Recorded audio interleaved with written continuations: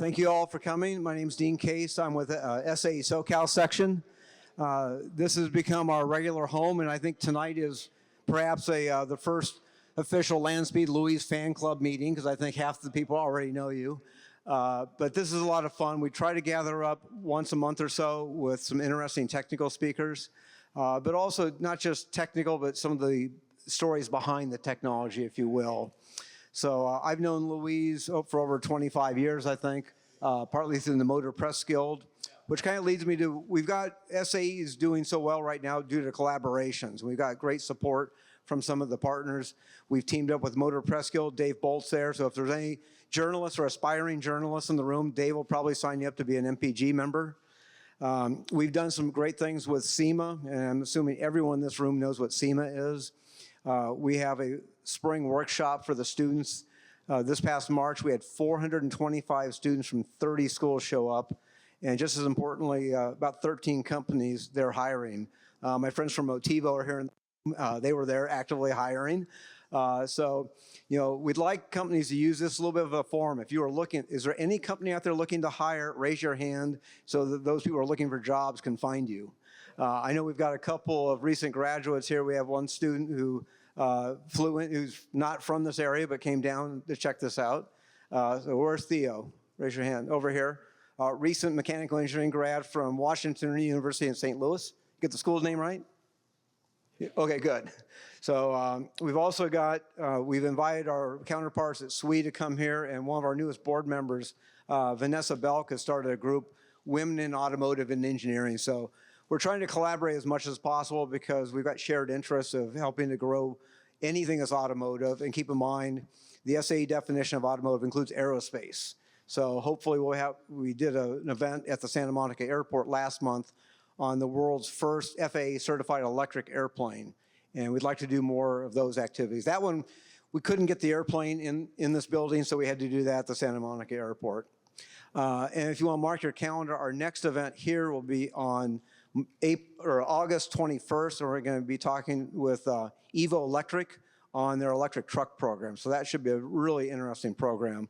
You know, we won't go into the politics of how the EV market is right now, but it should be some interesting technology to discuss. And they have an interesting business model that really doesn't really depend on credits, if you will.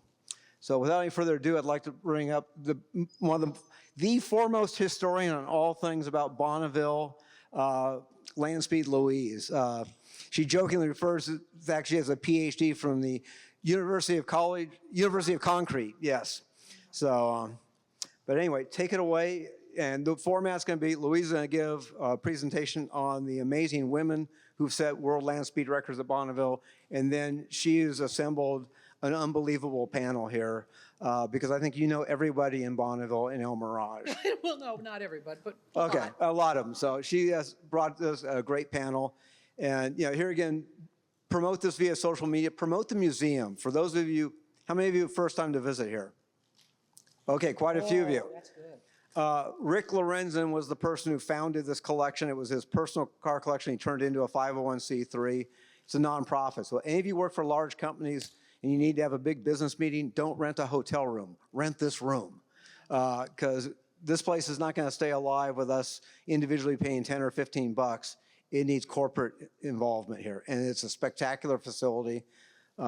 So without any further ado, take it away. All right. Hey, thanks. This is going to be a little more casual. This is the first time that I will give this type of presentation because this is going to be a very constricted show. Mostly when I do these things around the country for SAE and in universities where I try to talk to the engineering students, my show is between 30 and 40 minutes, and then depending how many questions, it goes on from there. However, in Southern California, unlike where I'm in another, like I came in Bethlehem, Pennsylvania, I had one lady I could have at the event that I had her come and answer questions. Normally it's only one. We have 10 tonight. And it was Dean who came up with this idea of the panel. Normally I'll take all the Q&A and I'm happy to answer it. But tonight I'm just going to moderate because I don't need to answer these questions. The people who set these records, who build these cars, who drive these cars, who fix these cars, who dream these cars up, that fabricate these cars, the ones that help them go fast are here, and they can answer those questions. So essentially, we're all virgins here tonight. I know when you woke up, that probably wasn't what was on your mind, but we are. This is a virginal experience, and I'm very glad to be here. I'm delighted. Dean and I spent more than a year trying to figure out how to make this happen. So here it is. What I'm first going to do is just go through my latest book, which is Women in Land Speed Racing. The reason we're standing here and I'm here tonight, after I'd been involved with this sport more than 20 years, it took that long to answer the question or come up with the question. Gee, I wonder how many women have driven. Well, you know, I put together a list and so on. And it wasn't until one picture in here, which I will point out to you, showed up, that the anvil came down and hit me in the head, and I asked the right question, which was, how many women have set land speed records on the Bonneville Salt Flats? 120 days later, I had documented, and I mean certified, more than 350 women who had set more than 1,000 land speed records from ages 16 to 80, but only since 1972. But they've been racing out there since 1949. Most of the audience is going to be upset now. It's because the teeny tiny testicles did not want women to drive because nobody wanted to be by a girl. Don't matter if she was 80 years old. When she was 80 years old, if she was a girl, if she went faster than you got beat by a girl. That was the reason. And it wasn't until 72 that the Southern California Timing Association was forced to let women enter in competition, to earn the right to go to the starting line just like anyone else. You have to build it, you have to present it, you have to pass the safety and the tech inspections, and then you earn the right to go to the starting line, and that's where it all stops, and the only thing that counts is the clocks. So let's go. All right, land speed racing started here. It's about 40 miles outside of Paris, a little town called Acher. And when we were there a few years ago for a car show, I went looking for this piece of ground because I wanted to go where all land speed started. In 1898, Count Chasseloup-Labat had an electric car, and he just said, I think I want to see how fast. And how fast I am with my friends, I'm just going to declare myself the fastest on earth. And he did that, went 39.24 miles an hour. Well, that just irritated the daylights out of the Belgian guy, Janatzi. And that is when the very first purpose-built race car in land speed racing came. It was called the Never Satisfied. And that became the big fight back and forth, the very beginning of land speed racing. When we were there, I went up and down this road, I don't know, 20 times as fast as I could looking for a cop. If ever a woman wanted a speeding ticket, it was on this piece of asphalt. Nothing. See the lady there? She's in the audience. We'll talk about her a little later, but she's actually leaning against one of the 3 big stones that explain what happened on this piece of the stretch of land right there in 1898. That's the beginning of it all.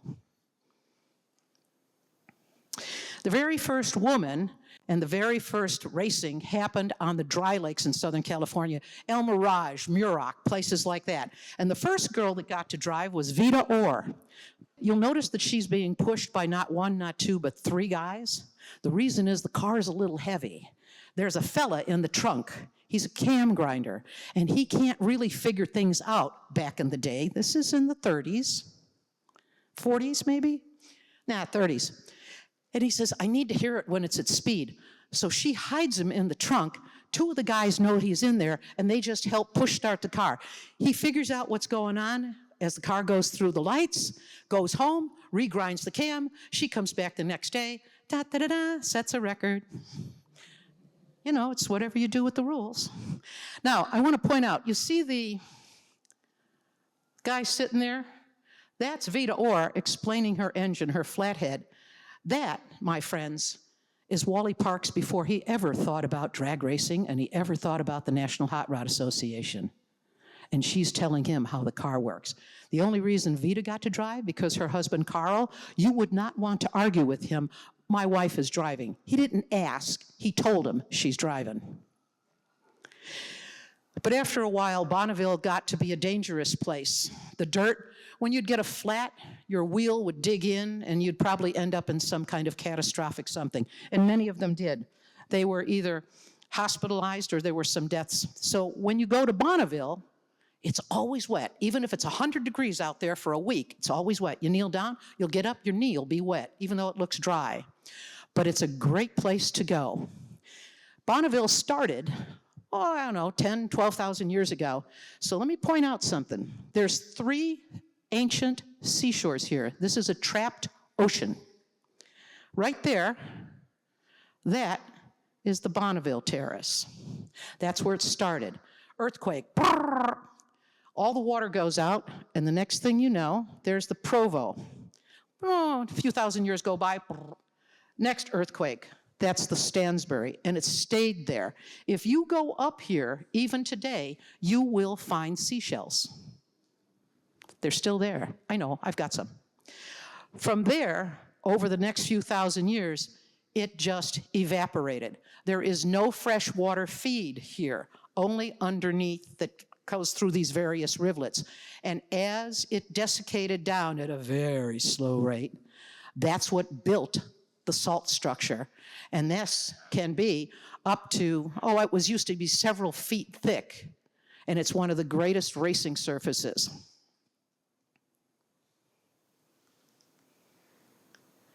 The first gal to race at Bonneville, remember I said it wasn't until 72? I put my book out, and Peggy Hart's son called and said, Louise, you're wrong. Never fails. You publish it and then they tell you. And he said, my mom was the first. And I said, when? See that? 1955. Well, this was another fella you didn't argue with. And if you know anything about Lyon's drag strip, no one was going to tell Peggy wasn't going to drive, because they would have to have, shall we say, a very serious conversation with Cloyce Joseph Hart. You know him as C.J. Pappy Hart, the guy that really put drag racing together in this nation. She ran the car, and she has that, and her son said, I'll send it to you to prove it to you. So I'm so glad that he did. So now I'm revising my book. She was the first woman to ever drive at Bonneville under competition. All right, Bonneville, if you've never been there, is the biggest place of nothing you will ever see in your life. You can drive for 100 miles all around. You can drive at 100 miles an hour with your eyes closed for more than a minute, and you will never hit anything. Somebody told me that, and I thought it was baloney. So after the first time I went there, when everybody went home, guess what? Yeah. And I liked it so much, I did it a couple more times. All right, again, I keep realizing I'm sorry. I'm trying to set the tone for Landspeed racing for those of you that don't know. Here, the 3 main cars of Landspeed racing started first with the Roadster, then the Belly Tank Lakester, and then the Streamliner. Those 3 cars are the triumvirate that started this sport. Then the coupes, then the sedans, then the motorcycles, and everything else came from there. And the only reason it's called a Roadster, because that's what it was when it was built by the car companies. But the first purpose-built car is this, the Belly Tank Lakester, because when they came back from the war, the Second World War, the guys that served saw these drop tanks and fuel tanks and whatever. They said, I don't have to beat that metal into shape. I can just cut a few holes and we got aerodynamics. This would be a lot easier. Hence the Belly Tank Lakester, and it's called Lakester because it was for the lakes, the dry lakes. And then the Streamliner, that gave rise to that. Once those Belly Tank Lakesters weren't going fast enough, they had learned about aerodynamics. So da-da-da-da, and that's how it goes. So let's look at that. Chick Huntemer, she's not only working on her own car, she has told her husband, stay out of the garage and keep your hands off the tools. She not only does her own car, but she drives it, set a number of records, and I'll notice See all that pinstriping up there? She's a great artist. She did all of that as well. So there's your Dreadster. Belly Tank Lakester. That was actually the one that was in that photograph. Jerry Kelly set a number of records in this car. This was the very first Lakester, but this car, again, they reached their limits. They had great design, but they had design limits. The next car this is a Lakester. Looks a lot like a top fuel dragster, but this thing goes over 350 miles an hour. Anita Strasberg is also a drag racer. Back in the day, most of the cars in Landspeed racing also went to the drags. They just changed the gearing, a couple of things, but it was the same car.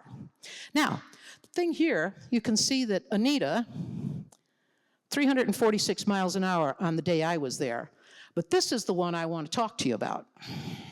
Jenna Montover, when I talked to her, was there every single time with Grandma. And I went, Jenna, how long have you been on Grammy's race car team? And she would give me the attitude and go, I have been on my Grammy's race car team ever since I was in my mommy's belly. And you know, when a kid like that, that's 7 years old, said that, you know you better not argue. That's her and her junior dragster, by the way. Grandma bought it for her. Now to the Streamliner. This particular car that's on the right here was built originally in the late 50s by the Vesco family. Ronnie is third generation. She is about to get in the car and set a 300-mile-an-hour record and join the 200-mile-an-hour club. Her grandfather built it. Her father and her uncle drove it, as her and her brother did. This car is still running today, and one of the gentlemen that is on the panel actually took the internal combustion engine out of this thing, and he did something interesting with it. We'll get to that. This opened the door for a variety of other types of coupes and such. This is a Citroën. You know, the French, they always stick their nose back into something. Sylvia is one of the gals in this piece of artwork, and Robin Millar is here. This is a piece of art from Pete Millar. If y'all have ever read Hot Rod Magazine, you've seen Pete Millar's cartoons, and it's these C-A-R tunes. This lady is in the audience. This is Marcia Holly. She's the first one into the club. This is Tanis Hammond. She's in the audience. And this is Sylvia Hathaway, the first three women to earn red hats. And a red hat, for you that don't know, that's the Bonneville 200-mile-an-hour club, where you had to set a record in excess of 200 miles an hour. Well, this club's been going on for so long, you can't get into certain parts of it until you go 400 miles an hour because the record is so high. Darlene, there's some people and gals that don't drive. They just tune the cars. She was an exceptionally good tuner on this car. Down from San Diego, I believe. All right, Christine Klein, interesting, from Texas. That Studebaker on the left, she pulled her race car all the way up from Texas to Bonneville for it. She built and restored both of those cars. That is her in the car, all set up, ready to go. And she is showing you that she's happy because she had brought that car, and you have to earn the right to go fast. I don't care how much of a great driver you are anywhere else. It doesn't matter. Don't bring the attitude. You will be told to go at 125 to 150 to 175 and 200. It's not that they don't know that you're good. Mario Andretti had to go through the same doggone thing. They need to know that you can control the car on this surface, and they need to know you know where you're going, because you can get lost. Been there, done that. And they need to know that they can rely on you to listen to the instructions. And once you prove that you can be a proper Landspeed racer, they will give you a higher rated ticket. Here, she was able in 1 week to up her license twice. But there were also almost 400 people there. She probably could have got all the way to what she needed to. There was just a lot of folks. So that's a little background. Kristen also teaches girls. They tried to make them, not necessarily make a mechanic out of them, but she said, don't rely on the guys. Learn for yourself. Do you know that you can probably change your own tire? You don't need to be strong. You just need to know how to put that lug wrench onto the tire, and you can break it free and you can do it yourself. And she shows them how to do tires. She said the look in their eyes, it tells them that they can do something that they thought was forbidden and they would never be able to do.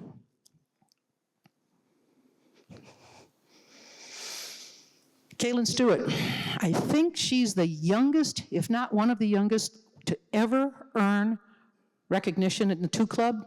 See the red hat on her head? She just drove that truck with, if I'm not mistaken here, correct me in the audience, a repurposed NASCAR engine was in there.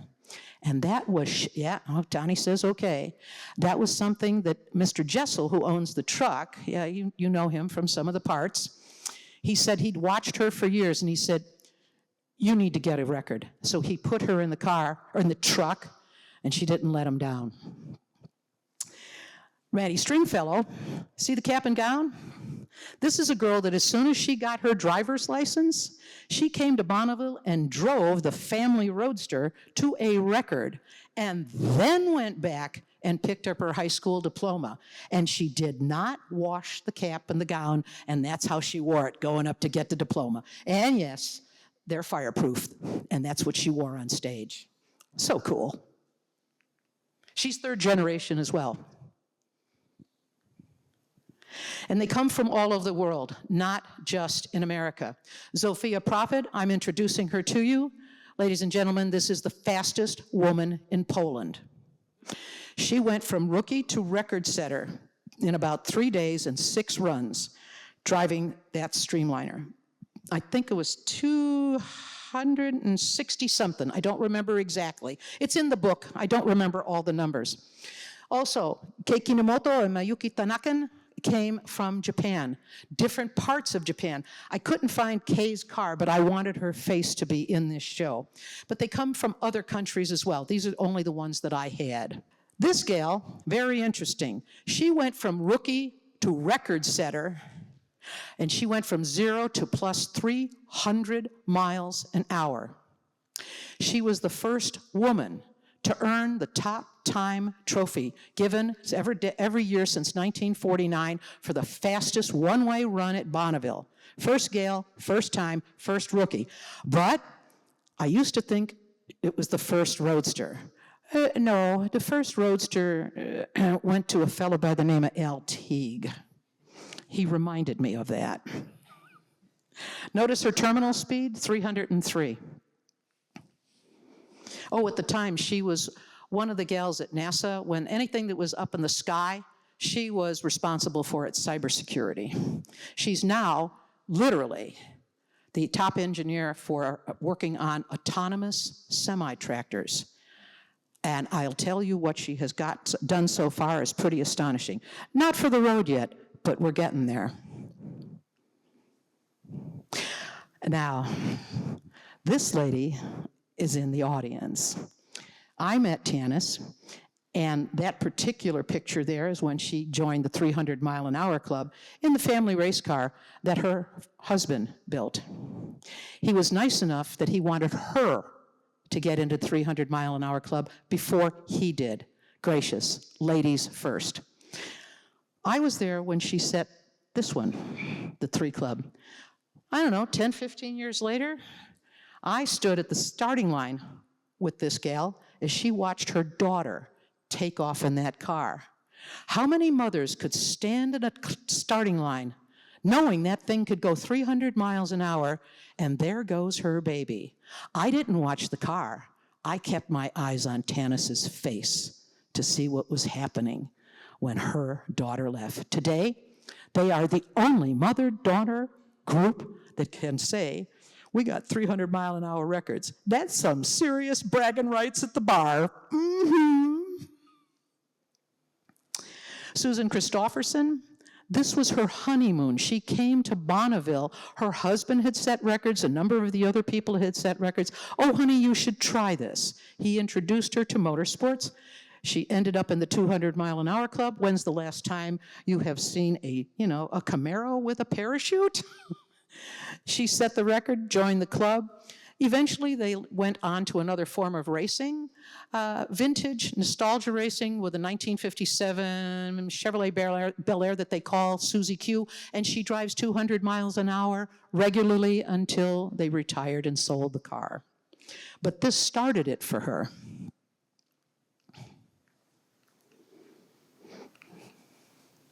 Betty Birkeland. I think she was the first grandmother to join the 200-mile-an-hour club. But before she joined, you see that? Studebaker, altered Studebaker, big streamliner. The Birkeland families out of Great Falls, Montana have been racing for many, many years. When her son went into the service, he had a lot of time on his hands, and he designed this thing in his head, came home, and they built it. And they raced this thing to over 450 miles an hour. However, she had helped so many people that so many of those teams finally said, that's enough, Betty. They parked 4 other race cars. And they all volunteered to help Grandma get into the 200-mile-an-hour club driving this thing, which is one wicked competition coupe. I like this shot, but I can't show you just how long this is. It is a wicked thing to drive. 263 miles an hour when she was 64 years old. Go, Betty. Paula Burns is the very first woman to win the SCTA National Championship. She not only beat all the boys, she beat everybody and was the top points champion. The first time, I think it was 2004 or 5, and that's ever since they started in 1938. Courage, calculations, good sense is what every Landspeed racer that sets a record has. But even then, sometimes if you make a mistake, you can burn a bank account to the ground as well as break your car and then get to think about it in a hospital bed. This is what happened with Chris. And it was A-OK with her and her husband, and I show you this picture. So there is no grandstanding here because she said they need to know that. She had lost her focus and didn't do the exact run profile, what she was told, because she just felt so good, and she didn't pay attention to what was happening. And they had to cut her out of that thing. You see the roll cages cut off in this? They cut the car in 2 and rolled it out so they could get her out. And she spent the next 3 weeks in the hospital. She survived, car did not. A lot of these women who have set these records, they not only build their car, as this gal Miriam did, they drive the car, they maintain the car, but then they have a little extra time. And here she is as the assistant starter at Speed Week and all of the other events where she donates time to the others. And she knows just exactly when to send you off and what is safe. She is now retired from Landspeed Racing, and she is an FAA General Aviation Inspector. So if you have an airplane and you think you're going to pull one over on Miriam, try again. Let's go into the thrust-powered cars. And this is where I'm going to stop for a minute. I don't care if every one of you leave here tonight and can't remember any one of these names. That doesn't matter. What matters is that you understand that there isn't a car, truck, motorcycle, or even an airplane or a boat for that matter, that operates differently because it's a man or a woman. Good input, good response. Bad input, bad response. Paula had never driven a jet car in her life, but Andy Granatelli knew she could drive just about anything. So he decides that he's going to cut a deal with Walter, or his Art Arfons, to let her drive his drag racing car on Bonneville. She shows up, and it had rained the night before. You are looking at her going 225 miles an hour through 4 inches of water for more than 2 miles to satisfy what needed to be done for STP. She gets out of it, and she had to go. It was the first time she'd ever been in a jet, first time in that car, and she performed beautifully. Not only did she go in the straight line, she stayed in the straight line, and the only thing is that the parachutes were really full of salty water at the end of it. Now, when that happened, remember the back and forth between Janazzi and Count Labat? Oh, yeah. Goodyear would have nothing. They were upset because Paula was on Firestones, and they said, Craig, put your wife in the car. And then Goodyear and shell went up to Walt Sheehan, the engineer, and poked him in the chest, he told me. I didn't ask him, he told me. He said, they told him both different times, you turn that motor down. We don't want that woman going anywhere near the speed of her husband. We don't want anyone to know that women can do this. He said, otherwise you're gonna lose your sponsorship. So he cranked it down, and he said to me, I'm telling you this, Louise, because as far as I was concerned, she was as good with that jet as anybody that drove a jet in those days. Top of the heap, Kitty O'Neill, another one that got knocked out of the seat, not because she wanted to, but because of a contractual thing, because the guy wanted to drive it, who ended up not driving it, but she didn't get to take the world record. If they'd have left her alone, it would have been this car after the Blue Flame that held the world land speed record. I think Kitty would have definitely done that. She was a good friend of mine. We're both, she's all deaf, I'm partially deaf. That 512 was a one-way or two-way average, and it's only a Guinness Book record because they wouldn't pay for the sanctioning. God bless her and keep her. And this is the whole reason I'm up here talking. When I did my first little book on Bonneville, I had this picture, and I sent it to Delvine Manning, who promotes the Bonneville Motorcycle Speed Trials. I said, I know most of them, but there's 3 ladies I don't know here. Can you tell me their names and how to spell them? She did, and she sent back to me, and she said, Louise, do you understand what you've taken here? Well, yeah, 20 gals on a bike, because there were a lot of women racing motorcycles, much more than cars. She said, no, no, no. Those 20 women have set more than 200 land speed records, just that group. It was then I knew I was asking the wrong question. Not how many drove, how many set records. And that's why we're here. And that's why I did the second book, because this is the photo that did it. In 1971, Joy Houston and her husband, who were top AMA riders, not only in drag racing events, but road courses, they showed up at Bonneville because they wanted to answer the question that all the other land speed racers do. How fast will it go? They had their applications, they had their money. They took her husband's application, and when she handed him hers, he looked at it and he went, and he flung it, literally flung it back in her face and said, we don't let women drive here, ride here. And she was gracious. She went back and found the AMA guy that was the sanctioning body and said, let me understand this. I can race at any other AMA sanctioned event in North America, but I come here and I can't race under the AMA banner. And he went, oh, I hadn't thought about that. He didn't realize that it was a ban. He just thought no women showed up. That winter at the Congress that the AMA has, they said, what do you do wrong? What do you do bad? How can we fix it? They did an amendment to the rules. Any member of the AMA in good standing cannot be refused entry into an AMA sanctioned event. That AMA steward went back to the SCTA board, but God bless him, he waited a few months. And about late May, early June, he said, oh, by the way, yes, we're all set, we'll be ready for August, but there is one change. We will be accepting women from the AMA. And, oh, no, wait, no women, no. And he said, oh, okay, we don't plan on changing your rules if you won't accept it. But the Congress voted, and I cannot turn them away. So if you tell me I have to, then I've been told that we are going to withdraw the sanction.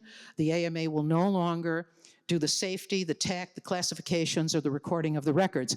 You can still do that, of course, but you'll have to have your own inspectors and your own people to look at that because we cannot be involved if you won't allow our members to race. Well, the hot rod boys, they didn't know squat Jackson about motorcycles, and they were like, and they did not want to lose the entry fees because there were a lot of bikes back then, all the manufacturers. It was like Chevy versus Ford versus Chrysler. Oh my gosh, try Honda, this, that, oh my gosh. So they capitulated. And Joy Houston was the very first woman to ever race legally with the approval of the SCTA. This is the actual time slip. I went looking for this lady almost 50 years later. And when I finally found her up in Henderson, Nevada, and she said, you know, I don't know why I kept all this. I'm so glad to hear from you. Maybe you're the reason. Would you like to have the time slips and all the information? Sure enough. And this is signed by a gal who was the daughter of the chief starter, Bob Higbee. That's Joyce Dalton. Many of you know her as Joyce Jensen. And then this was all the detail, the first female, the first entrant, and she was started by Bob, and he was happy to do it, 350, and she set not one but 2 records at Bonneville the first time, and that kind of got it started, ladies and gentlemen. Now, this is one of our panelists. This is Marcia Holly.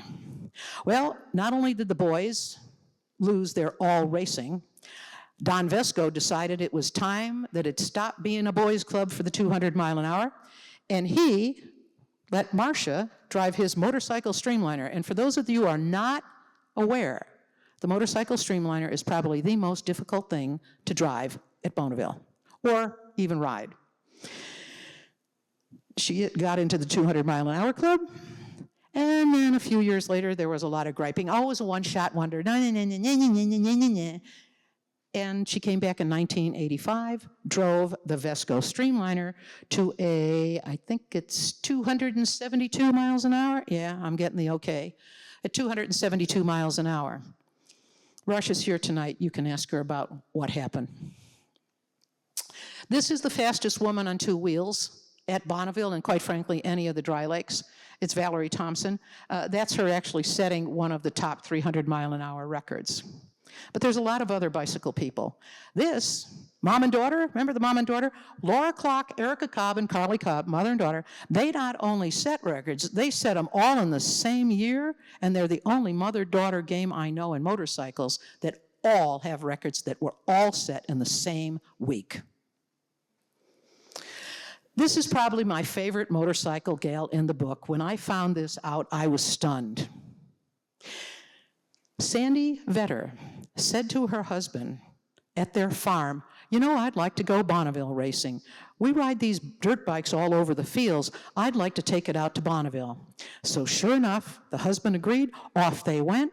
She set 5 records, 5 #1 AMA plates until she was 80 years old, quit at 80, not because she was tired, because she wanted to learn how to fly hot air balloons. I love Sandy. Jalika Sungurtikan, I believe it is. Okay, yes, Sungurtikan. She is not a rider at Bonneville. She is the crew chief of these vintage bikes that she and her husband, Alp, build.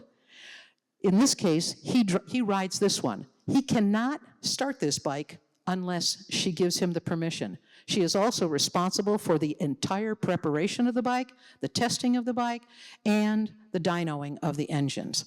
But when she's not the crew chief, she has her own fun out in the dirt. Stacy B. London. This girl, she reverse engineers anything that she wants to know about the bike that she wants to put on her bike and go racing with. She is known for this. It's kind of like, you know, you take away, in the years ago they used to kid, oh, I took apart my mom's washing machine, or I took apart the dryer or whatever. That's what she does. Many records. And this, everybody calls me crazy, but I think this is nuts. Trains and bicycles used to race. And it's a thing, just like Landspeed racing. Denise, when one of her partners set the world record, the fastest bicycle, she wanted to take it away from him. And they created a bicycle that she could ride behind this wind tunnel. That's it to the side. This is her behind it. And just like cars that push off the starting line at Bonneville, they also hold on for the first 100 miles, and then they let go, but she's got to pedal from essentially 100 miles an hour to 183. Now, if she goes outside of that window, it would knock her over and break a whole bunch of bones right away. But it didn't happen, and she is now the fastest, not only fastest woman, she's the fastest bicycle rider on the planet. Jill Iverson, she has fun on her bike, a naked kind of bike, but she also devotes a lot of time as a starter, and I believe now she's also doing some of the publications. Is that right, Judy? Yeah, okay. Here she's telling him, hold on, the starter and the timer, the chief timer, they control the races, and whatever they say goes. Same here for Julie Berkdahl. There she is, she's about to drive the family streamliner. Several years later, with a few kids and her husband, she's now the chief timer, and she is in charge of the entire Utah Salt Flats Racing Association World of Speed and their test and tune. And when she says it's closed, everybody stops. No one will argue with her, but essentially she controls the meet, just like the chief timer at any of the other events. And I walk the talk. I helped the Vescos back in 1999, 2000, 2001. And in 2001, Don Vesco behind the wheel, we set the world land speed record for wheel-driven cars at 458. That's 24 years ago. Will one of you younger ones please come up with a great plan and come and kick our butt? Please? Because if Don was still with us, he'd be the first one to tell you, come on, what are you doing? I was never more surprised, but that came in the mail, and Rick and Don, I said, but I didn't do it. He said, no, you were part of the team. Everybody on the team. You can't do this by yourself. That's something you need to understand about land speed racing. No one has ever set a record by themselves. It takes a team. And so when they set that record, they decided that everybody needed to have them. And they got one of those from the FIA, all signed, sealed, and delivered, especially with the little ribbon and the seal, and it's on my wall still. So that's about the fast women. I'm about to just say goodbye now, and this is all extemporaneously. I've never done this like this before, especially standing out here and not seeing one note. This was the first book right there. Out of that came this book, because the publishers at Arcadia said, we didn't know women did this. Gee, if there were a few more, we could do a book. I said, there are, I will, and I did. Afterwards, if you'd like to get a copy, I've got them over there. I've only got a few left. But now, I think I'd like to ask all of the panel members to come up, because this is where I would usually ask for questions. But hang on. I'd like you to ask them to the experts. Come on, Tanis, Marcia, Steve, Al, Donnie, Dave, Eddie.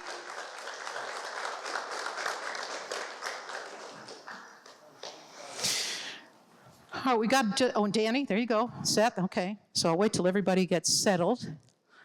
And it may be that you might want to talk to Marcia, or you might want to talk to Al Teague, or you might want to talk so on and so forth. But you can ask anything you want. So let me introduce you. Starting here, Tanis Hammond. Remember that first picture on the road to a share?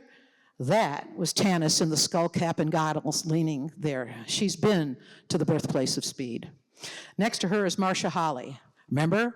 Broke through the boys club with the red hat. First gal, and then came back in 1985, 272. Go, girl, go. This one, this Dave Davidson character here, he took a thing called a roadster, which I call an aerodynamic brick. And he was the first one to make it go 300 miles an hour. Hoo-yah! And I'm not even a Marine.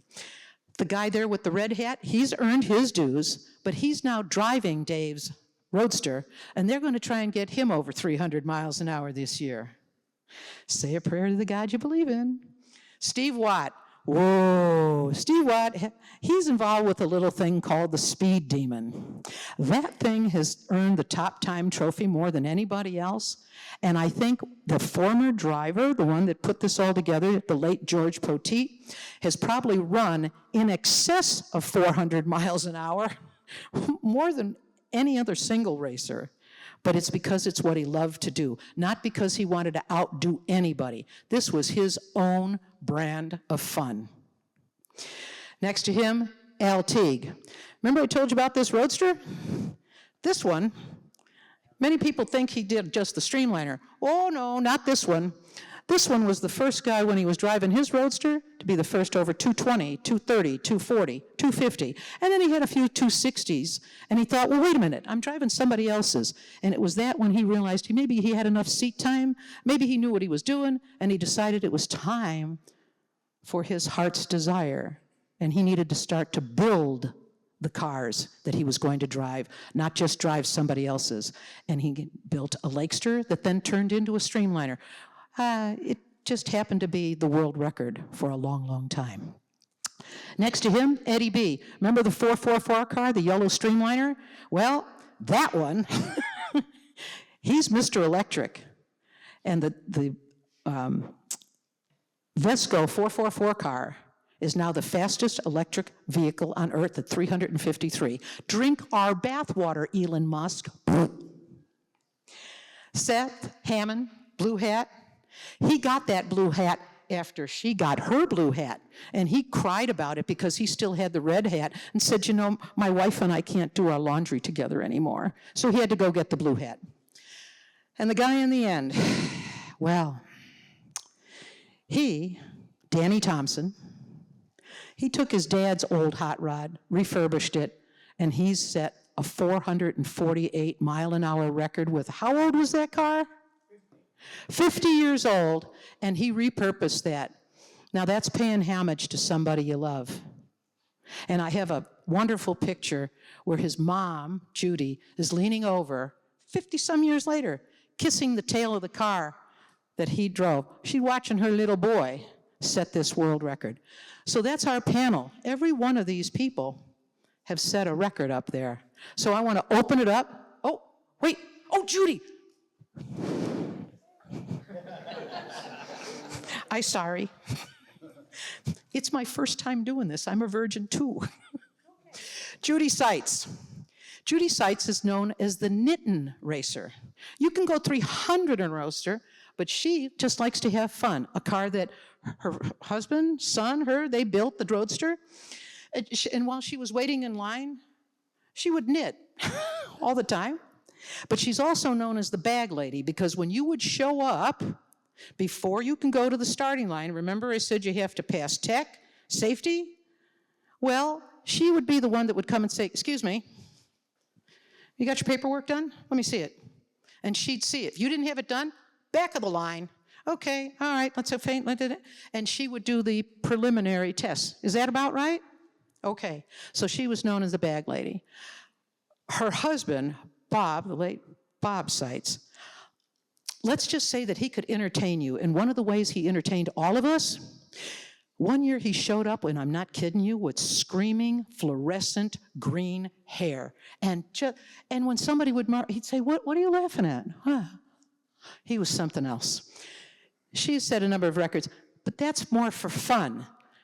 This was more for speed. And for Al, it ended up being fun, but it was also seat time, because in his heart was this dream of 400 that he would say to no one until he proved what he thought he could do was going to work.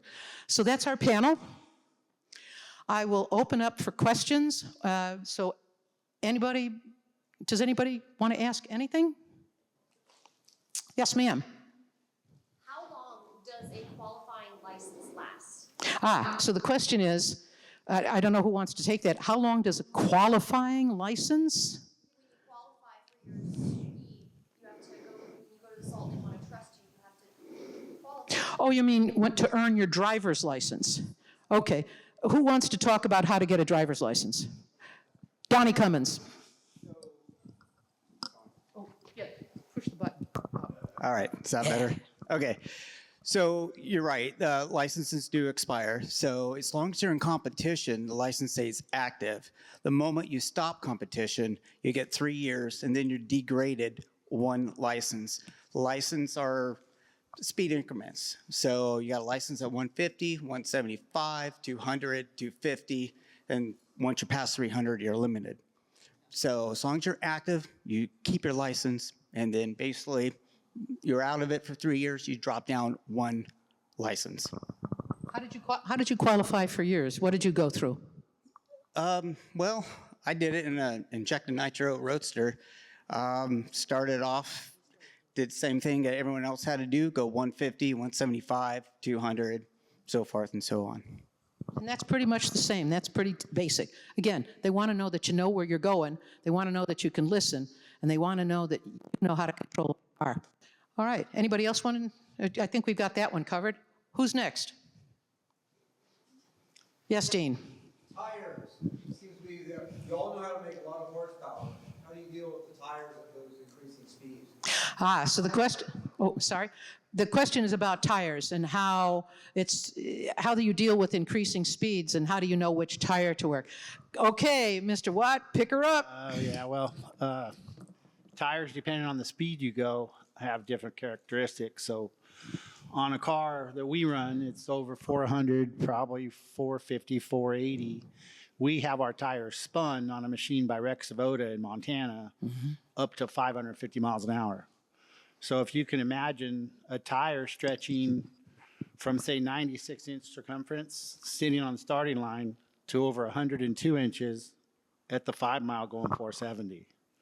So all the clearances, everything on your car has to be related to what's going to happen at that speed. So And what do you fill them with? nitrogen. Why? Because the heat, it doesn't get hot and it doesn't expand. And most of our stuff, we're up 100 pounds in the rear tires and about 125 in the front tires. Imagine doing that at the gas station. Anybody else want to talk about tires? Yeah, I'll also add that we go through them almost every run. I don't know about you guys, but it gets very expensive. A set of tires lasts about 5 miles for us. We actually got 10 miles out of our electric car, but they didn't look good after a second run. So the salt, as it looks nice and flat, it's extremely abrasive. And you're basically burning out the entire time. So we have our record tire up on the wall. It did 10 miles and it's shredded to pieces. So there's very little left. And thank you for letting us borrow some tires last time. Most of the land speed racers have stories like that. Al, you want to talk about what you would do with those racing tires to get to 400? Get fast 400? Well, in about 1972, Firestone stopped making tires for land speed racing. So for a while we could run with what we had, but in the 80s and going into the 90s, tires got very, very scarce. Mickey Thompson now, tire company, started making them, but somehow they were either too thick or they would bubble or this or that. But myself, I always liked to run the old Firestones. So I had to sometimes scrounge around and get some 50-year-old tires to wear. And like I would get maybe one run, the second run, the cords would start showing. So we would clip them off, just like a lot of people do. Just clip it and keep it running. And well, I'll tell you a little quick story on that. We did that at first, and then I kept doing it, and I knew there were 8 plies on a tire. So I went down, I clipped them after the second, the third ply, the fourth ply, and I said, well, that's probably enough, so I didn't think any more of it. So I finished, and we went home and everything. I dismounted the tire, and it just kind of collapsed. And these tires are tires, even with no air in them, they'll almost hold the car up. The old Firestones were that way. So I said to myself, I'm not going to do that again. So I just, from that time on, I just limited it to 2 cords. And after 2 cords, I'd take the tires off and put a new set if I had them. That's it. Dave, Donnie, you want to talk about the tires on the Roadster at 300? Tires on the Roadster at 300.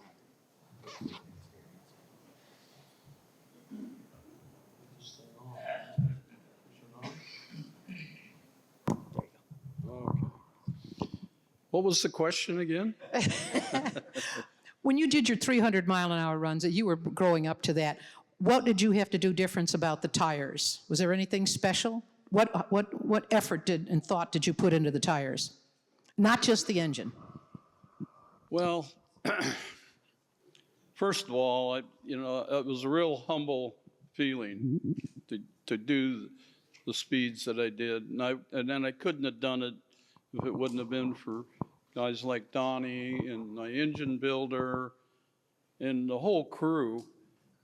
But when we went out there that particular time, we had a vibration in the car.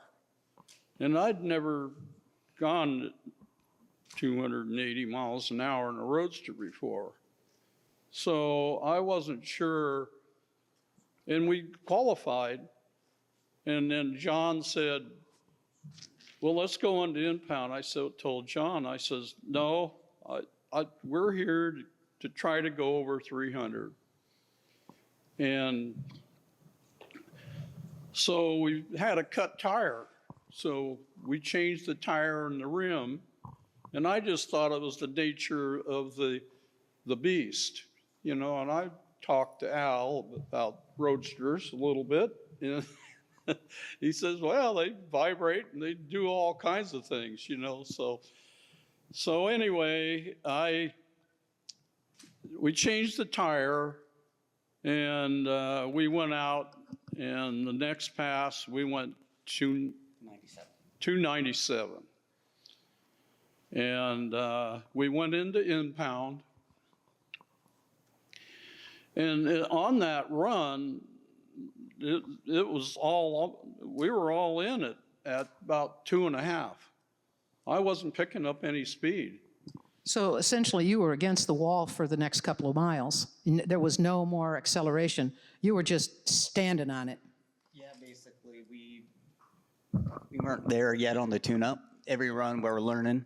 So we went down through there. It kind of laid over before the finish line. We never took it to the full 5 mile. We didn't have enough fuel. So we just took it to the 3 mile marker. So. When did you find out you were going 300? And what did you think of first, the tires, the engine? Or were you just grateful to get there? Well, you know, when we came out of impound and everything was fine, and they looked on the computer and they said, you know, we weren't picking up any speed. I said, well, let's put some more nitro in it, give it some more power, you know. So anyway, we went down the next pass at 304, which put us over the 300 mile an hour mark. And, you know, it was a ride. You know, I was happy to see the 3 mile mark, you know, because in a Roadster, they're known to move around, and you bet you get there quick, you know, so you can get it over. And the problem with us at that time, we didn't have the fuel capabilities to go more than 3 miles. And we were using little more than 30 gallons of fuel. And 30 gallons for one run. yeah. Okay. Check that one Yeah. off. So, you know, now we can, we have the capabilities to go 4 miles, but, you know, we still haven't tried to do that.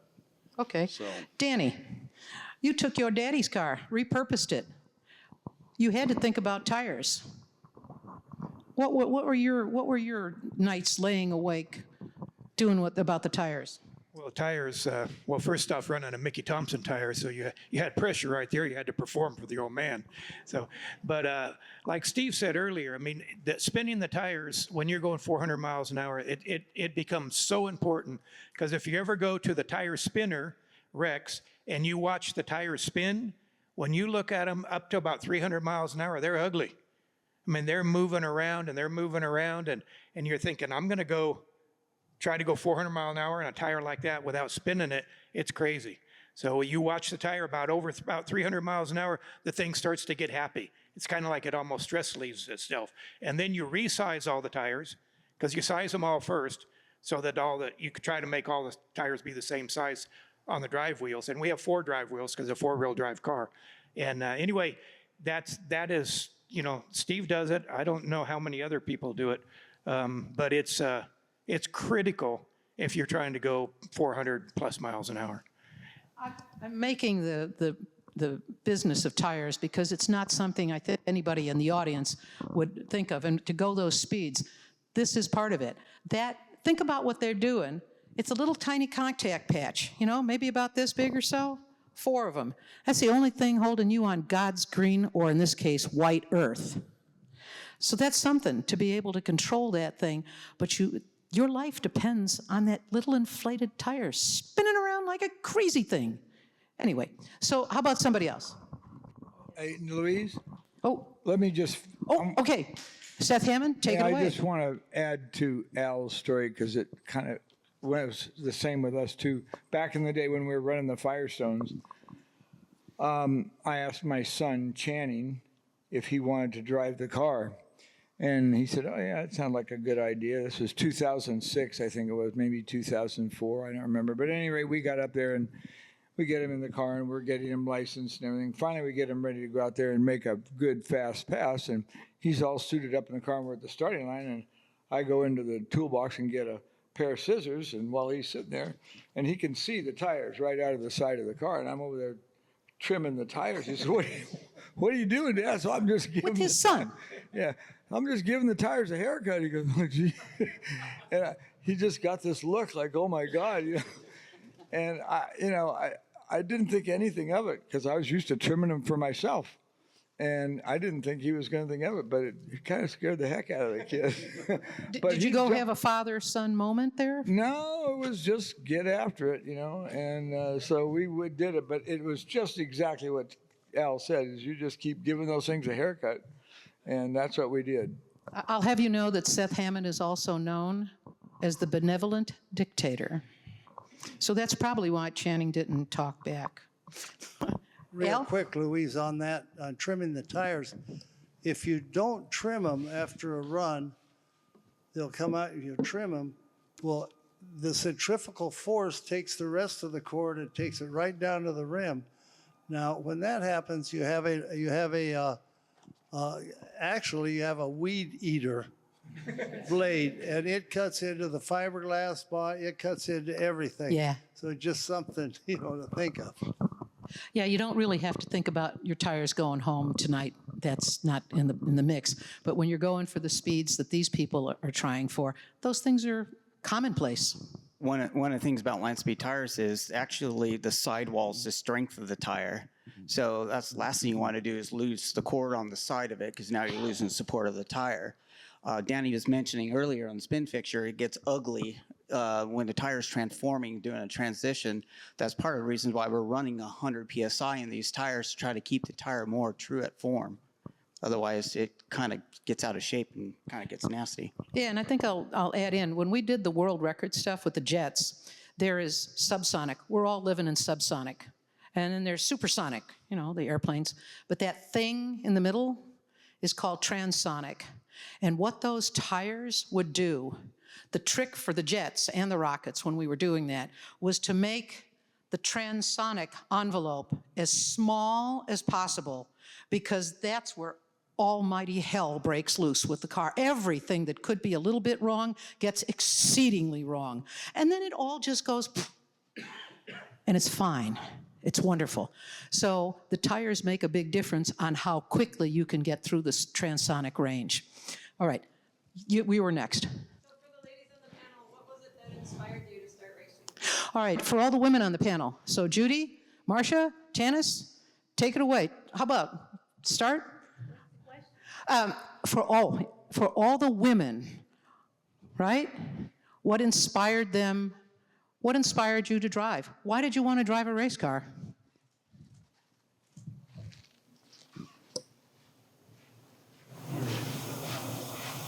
I wanted it because I love to drive, and it was a family operation, and husband and wife, partner and his wife. So we all got to drive. And once you get that bug, you get that salt under your fingernails, you ain't gonna quit.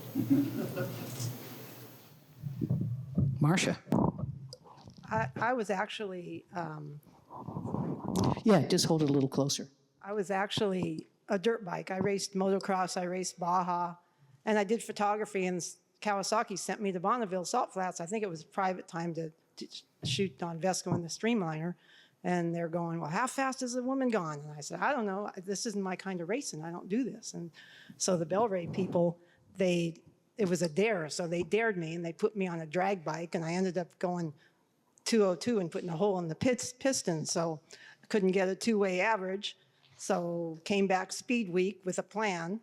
And it took quite a few days to learn to drive the streamliner and a few wobbles. And Motorcycle this and that. streamliner. Yeah, 2 wheels. And that's where I set the record and was the first woman in the 200-mile-an-hour club. And I think it was just a plan from Don Vesco to let me do that. And there were some guys were real supportive and some weren't. But that's 1978. And you enjoyed it, right? Pardon? You enjoyed it, didn't you? I enjoyed it. Yeah. And it was kind of a lot easier. And 7 years later, when Rick said, "Do you want to drive the 444 car?" And that was like a piece of cake. And so, the streamliner, that one had 4 compared to wheels. 2 You wheels. don't understand what she drove. Motorcycle streamliners, they are the wobbly, flobbly fish. When you see them start, this is how they start. How would you like to go 300 miles an hour starting out with that? Right? Yeah, and you're pulled or pushed like 100 miles an hour. Oh, yeah. Till you hit the first gears are geared like at 100 miles an hour. Yeah. Now, this lady had 4 wheels, but she'll tell you about it. Tanis Hammond. Well, I just have to tell you all that Marcia's been such an inspiration for me since the very beginning because it was easy for me to get in the 2 club. I don't mean easy in the sense of creating the speed, but I didn't have to fight any of the restrictions. And like Marcia said, some people agreed and some people didn't, but you know, I stay in my own lane. What they think of me is none of my business. So yeah, my opportunity came when Seth let one of the crew guys. Well, in the early days of Bonneville, nobody let anybody else drive. I mean, you were the owner, you were the driver, that was it. So Seth let one of the drivers drive, one of the crew guys, and I'm looking at this guy thinking, he never even raced go-karts. Well, I can do that. So I went, and luckily and thankfully, they gave me that first opportunity. But it is truly what Judy says for anybody. Once you do this, you have a really hard time stopping because you just want to go faster, just faster. If I could, just give me one more run, just give me more nitro, just give me, anything. And I just want to go faster. And it's crazy when you think about it, but it is so much fun. And I just want to add something to this tire thing. Well, I watched Seth out there one time with this marking pen and marking the marks on the tire. And I said, what are you doing? He said, it's so we can get through tech. And always the thing is, you're okay driving, right? Yeah, I guess, But anyway, yeah, it's like nothing you've ever done in your life. And every once in a while on the freeway, I'll see somebody just flying, but they got it under control. Now, I know that sounds stupid because anybody can change, right? Any situation. But it just looks like so much fun. And then other times you see people doing stupid things because they have absolutely no idea how the car is going to handle. That's the people that I think are scary out there. But anyway, I encourage you all to at least go to Bonneville and get bit by the bug because it's so much fun. And this lady, when I asked her about that basic question, one of the things she said to me, you were either in the car thinking about it or waiting to get picked up at the end, and you said, what am I doing? I have 2 small children at home, and I'm racing a car? And she went, yeah, they'll be all right. And I remember you telling me that, but it was like, okay, because you trusted the car, you felt the car, and you knew who built the car, and you kind of figured that he wanted to keep you in one piece. So that's part of it. It's something that, why do you climb the mountain? Why did they go to the moon? Why did Neil get out of the capsule and go stomp on the ground, that moon? Why did they do it? Because that's that process. And again, that's genderless. How many out there could somebody make you do the thing that you love to do the most? Could they make you do that? No. Not at all. That's something you do all on your own. And that's part of why you do it. It's a great amount of fun. So, okay, we had another, did that answer your question? All right. Yes, sir. Why and how is your steering assembly set up? So the question from Theodore, the recently graduated engineer, or are you still in school? Just graduate. The new engineering graduate would like to know the steering setups. Why and how? Who wants to start? These are wonderful. How about for the rather front wheels that you might have put on your car, Mr. Teague, or whoever wants to take it away, Al? Good question. What I did when it was a Lakester, it was fairly simple because I could put the steering gear out of an automobile up front, and I could just run it like an automobile. I could run the drag link to one side, and then the tie rod to the other. And they would steer it. So anyway, in 1982, I decided to make a streamliner out of this, and the front end was really narrow, and I could bring the tires in and maybe get a kingpin in there, and they're real close, but I wouldn't have any turning radius. So I looked at a crane once, and they had several tires in a row in the front, and when you just one pitman arm and this and that, and then when you turn, they all kind of turn the same way. So I figured if I took the tires and put them side by side and then rolled them back and then steered them that way. Well, I said, that'll work, because then I could run it like a Ford A-arm. I could run the one off one side and the tire, and then the axle off the other side. And they're independent axles, but still they're pivoting off the frame, and they're pivoting up and down. And I put some radius rods on there. I did that. And that worked real good. And I kept figuring at night, now how am I going to get, I took that same steering box I had, and I put it in the middle of the tires. And I ran just one deal, one tire went forward, and the other deal on the pitman arm came straight across, came back to the other tire. So when I turned it, they both turned together. So that worked out really great for me. As far as aligning them and everything, I could just put a line down the center and get a line of the car, and then measure from the rear of the tire to the line and the front of the tire, and try to get a little toe into them. And it worked, because we're just going in a straight line. Everybody said, well, what's your radius when you turn out?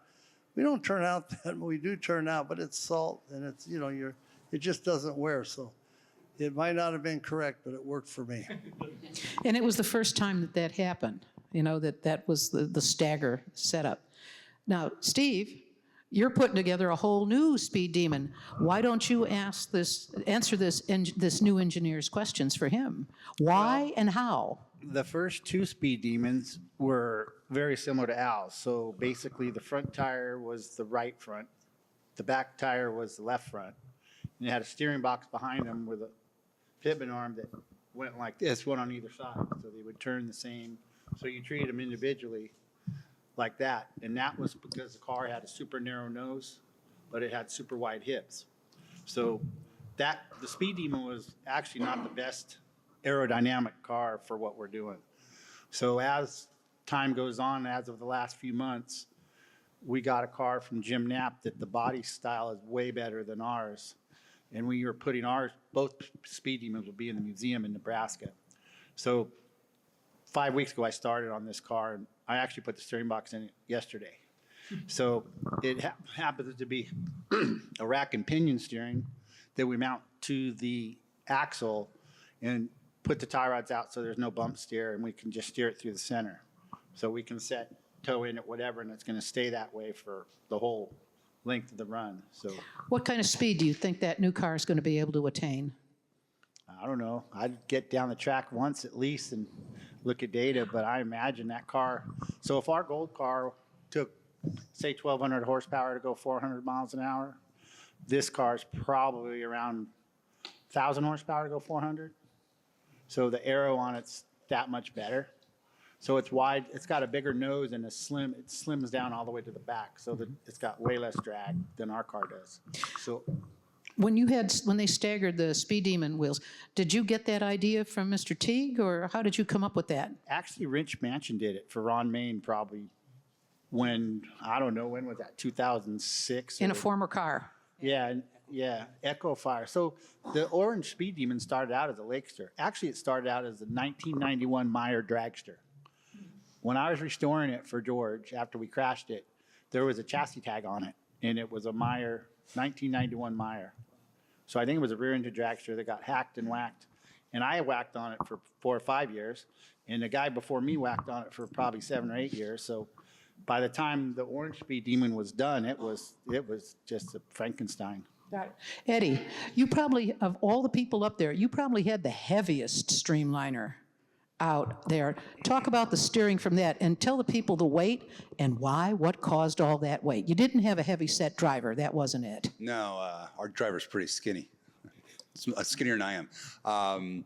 So we took the 1957 444 car that you guys keep hearing about all day today, and pardon me if I say this wrong, but that car's been through a lot. That car has a lot of history on it. I don't know if any car has more, but that car's been on the salt since 1957. Started with a Model B motor in it, and it's been rebuilt, gosh, I don't know how many times. The Viscos told me a ton. It's been stretched, lengthened. We actually cut it in half when we got it, which scared me a little bit because I knew that chassis was a certain way and the car ran a certain way, and by me cutting the thing in half to get batteries and motors in it, the car was not wide enough in the middle section, so what we had to do is basically remove all the chromoly tubing, widen everything out because I couldn't get my motors and batteries. We only had where the old V8 was. And the body panels, I wasn't going to change anything, so I had 4 months to get that car from the day it was delivered at my shop to it actually on the salt. So I forget what the original weight of that was, but we went up to 3,800 pounds. What do you guys at with the? The original orange car was 5,800. The gold car was 4,130, and the new car is going to be less than 4,000. Okay, so we're still not on the super heavy side, but for that class of car, we did add probably about 400 or 500 pounds to it. When we cut the car in half, we also put a lot of weight in one spot where the batteries were. We had 780 pounds of battery in there, over 1,200 cells. And what happened is when we put the car together, well, the belly hit the ground. We loaded the whole car up. And we kind of knew that this was going to happen, so we had a really good fabricator working for me from AVS Fabrication. Al is a younger guy, and he just really knows his stuff. So what he did is he actually built a brand new strut system that for the upper part of the roll cage, he put on giant 2-inch heims. So what we could do is once the car was loaded, we could actually pull the belly up off the ground with a triangulated roll cage that pulled the whole thing. So we pre-tensioned the roll cage with these giant heims and then pull up the center section of the car, which got the belly off the ground because we had all this additional weight sitting right in the middle of the vehicle. Going back to your steering question too, we ran a rack and pinion on that. I forgot how much camber we had in there, or caster we have in there, but caster is a big thing. You don't want to turn very quickly. You're going in a straight line. Plus you don't want to get speed wobbles. Same goes for motorcycles. I think we're doing 16 degrees on the motorcycles. I'm not quite sure, but you definitely want to make sure it's raked out a little bit because you're not going to get the speed wobbles shakes. Plus, you're not parallel parking the thing. I took the car out, and I got busted for this. I took it out for a photo shoot after we did the salt run. And me being electric, I could just turn it on and quietly whiz away, and no one will notice. Well, Kiwi Steve, he saw me do it, and man, he came after me like crazy. But Kiwi Steve is one of the inspectors for the SCTA. Oh, he's kind of like the salt police. Yeah, you don't mess with him. Luckily, our crew chief knew him very well. He's like, "Hey, how are the wife and kids, Steve?" And I'm like trying to pretend I'm not driving this thing. So I made a hard right-hand turn to go get a photo shoot with it after we got the record. And it took me about 2 football fields to even get the thing at a 90-degree angle. So that's how little steering these vehicles have. I couldn't test it at our shop. There's no place to go test a streamliner that's an inch off the ground that has 0 steering. Can't take it around the building, can't take it around the street. So everything that we had to do is we actually pulled the thing off the trailer. Never left the trailer in 4 months. We test everything with forklifts. by pulling everything up, running it. And since we cut everything apart, I was really scared that we screwed up the alignment of the vehicle because I wasn't going to touch that. We got to the salt, we did about 280 on our shakedown run, and the car was pulling the one direction. And this was what really tripped me out. And you're an engineer, so you could figure this out. I'm like, oh, great. We bent the frame, we did something, and Rick Vesco looked at me. He's like, oh, no big deal. We're going to just adjust the shocks. And I'm looking at him going, you're just going to adjust the shocks to fix a steering issue? He goes, yep. Well, they did a couple of adjustments from right to left, and the car ran true. And I'm still trying to wrap my head around. Now I kind of get it, but it took me a while to figure out they're adjusting steering just by suspension and coils. So there's so much more that goes into this stuff than just your rack and pinion and how your front wheels are aligned. The whole entire thing has to kind of work together. The rear talks to the front, the right talks to the left, and then the left front talks to the rear right. So you got all these mathematical equations going on. And to be in the presence of guys that have done this for so long, because I had no idea why the car was tracking wrong. I was in charge of making the powertrain. So there's a lot to the whole steering thing too. Anyone else want to take that? Because what they're talking about is with these cars, especially the Streamliners, it's like an 80-piece orchestra. They all have to start and stop when they're supposed to. They all have to play at a certain tone and timbre and pull back and go forward. And you can always tell when one of the horns or one of the strings, and especially the bassoon, does not do what they're supposed to. And when it happens on a car, it instantly transmits that to the driver, and they have to know the car to move that.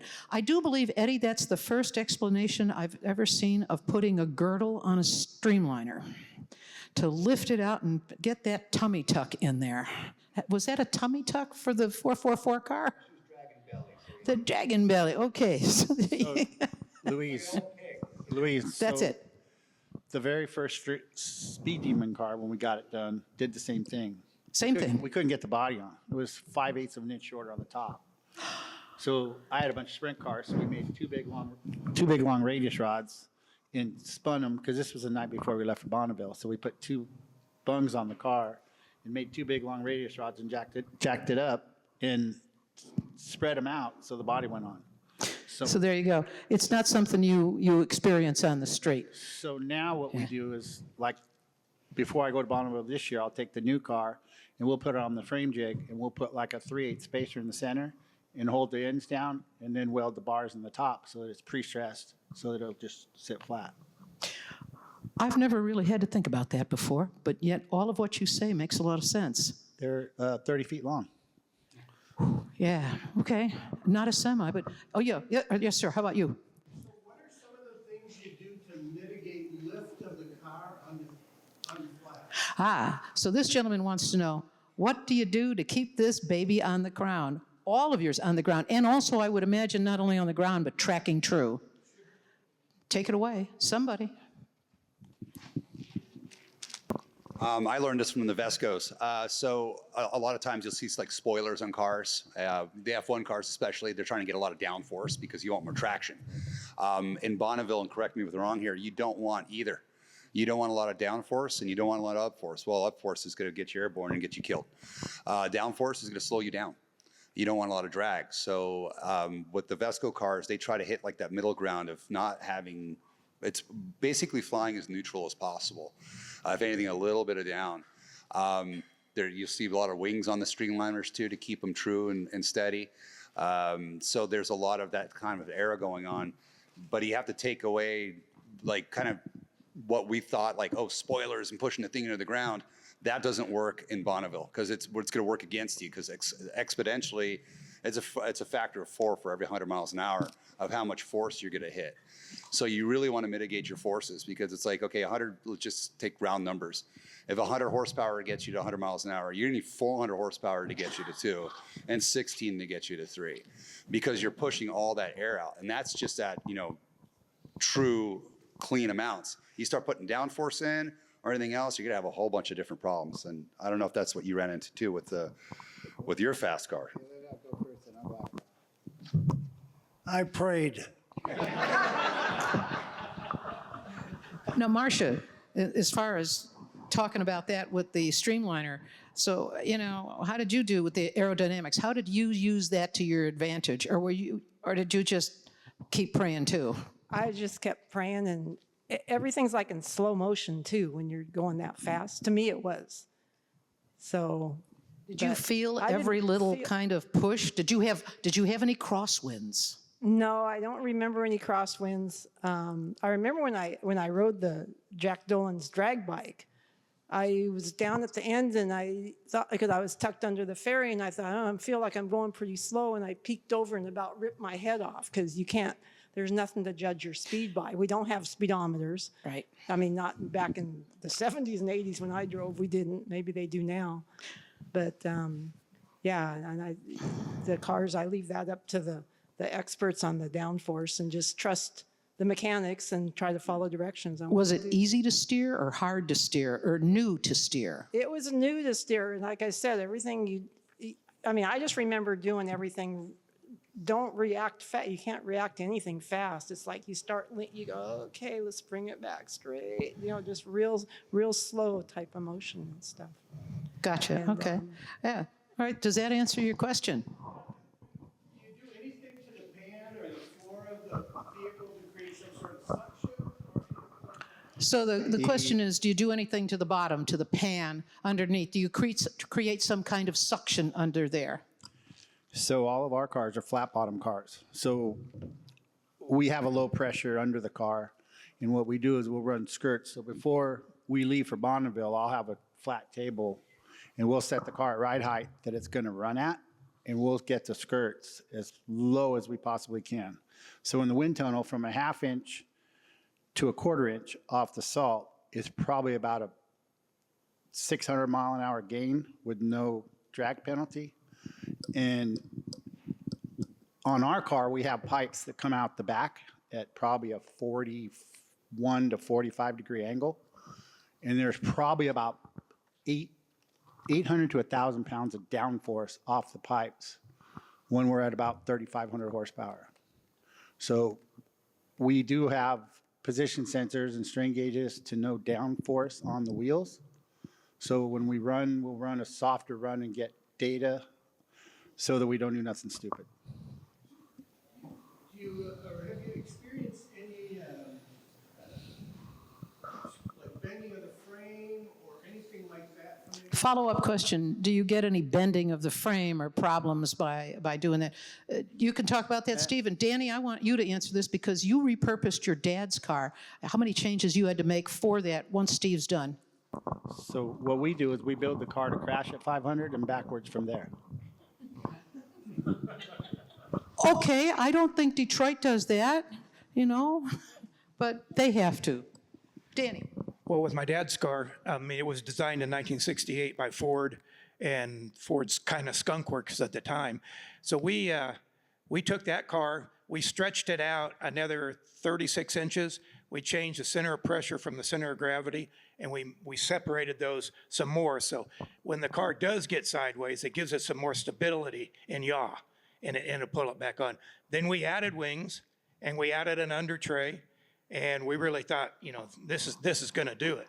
And we went from acceleration rate of 0.032 with no wings to 0.038, which is not like a dragster or something or a Formula One car where you pull in a lot of G's. But just the difference in that was a huge acceleration difference. But when the thing got to 375 miles an hour, it said, I'm done. I'm not going any faster. We created too much drag with that. So pulling that back down really helped a lot. So, nobody said anything tonight, but just gives me goosebumps looking at this guy right here. Ed Eskandarian, 104 years old, sitting right here. That's for you, Ed. That's all for you. That's all for you. So it's happy birthday, Ed. What do you want me to do? No. They're just recognizing you. Oh, thank you very much. Yeah. I got a question. Oh, hang on. Iski's got a question. Yes, sir. I don't know if they ever had a car that scared them. They had too much power. Okay.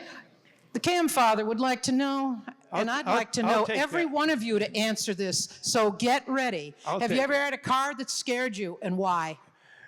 Well, when we made our record run of, our two-way record was 448 mile an hour.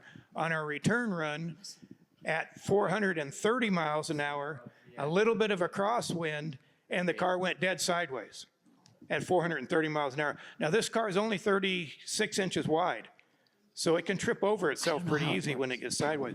It went sideways one way, it came back sideways the other way, and the smart thing to do as a driver is you always pull the parachute, because that separates the center of pressure from the center of gravity and gives it that stability you're looking for. But our driver wasn't very smart, and he off the throttle for a little bit and legged it on through, and the thing went 459 mile an hour out the door.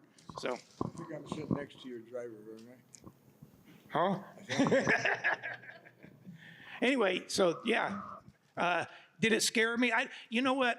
I mean, I think if you're scared, you better stay at the house. Because then you're going to be thinking about that kind of stuff. So you got to concentrate so hard on what you're doing, and there's so many things to do. And I'll tell you one thing, when you get to the 5 mile an hour mark, you let the breath out.